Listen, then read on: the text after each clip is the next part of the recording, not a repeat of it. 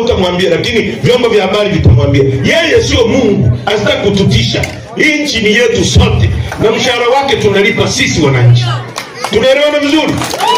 Sheria kifungu cha 180 inasema wananchi wana haki ya kwenda mahakamani kusikiliza kesi wanavyotaka. Kesi ya Lissu ni kiongozi wa umma, ina public interest. Uongo kweli?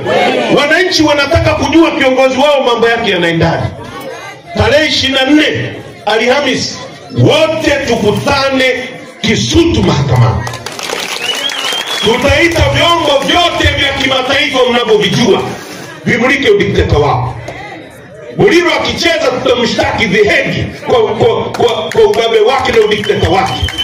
Tunaelewana vizuri?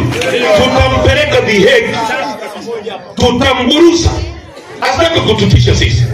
Kama sheria inamruhusu atuambie ni kifungu gani kinamwambia yeye ana mamlaka ya kupiga marufuku watu kwenda mahakamani, na tutaenda. Sawa sawa?